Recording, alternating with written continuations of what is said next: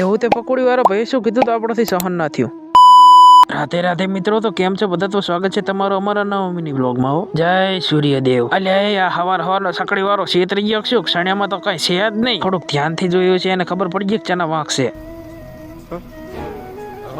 કેવો જમાનો આવી ગયો ના, છોકરું તેડે.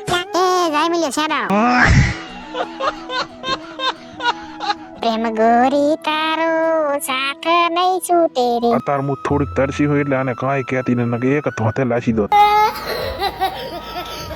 કોઈ તરસા થયા હોય તો એટલે સા પડ્યો છે ઘણો પીવો હોય ને આવતા જ રહેજો. મારું વર્ષે છેતરે આવું તારે જ ચમાવું થાય મારી હિંગત. જૈન જો નામ જો રેલગાડી ખોડ લાઈન લાજી છે ને. આ મકા જોયું તો સરપંચ સાહેબ વકીલ સાહેબ ને પાઠ ભણાવેલા છે. બધાની મસ્તી કરજો પણ સરપંચ સાહેબ ની ના કરતા હો. પાસે તો ખેતરેથી બાયક ને 3:30 ગેરમાં લાસી છટકાઈ મેલી ઘરતા ગમે તા જો મુસીબત આપણો સાથ છોડતી જ નથી. આવી ગયો પાછો ખાતર ની થેલી નો ઓર્ડર. ખાતર ની થેલી એની જગ્યાએ મેલી ના મકા જોયું તો સરપંચ સાહેબે તો લગાડી દીધા વકીલ સાહેબ ને ધંધે.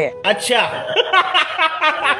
તારા ફોલોવર ને કહેજી થોડીક સાસ પડી આમાંથી લઈ જાય નકે ખોટી બગડી જશે. મારા ફોલોવર ને શું લે ભાવ પીઓ તમે થોડીક હમણાં ખબર છે આમાં જેટલી સાસ છે.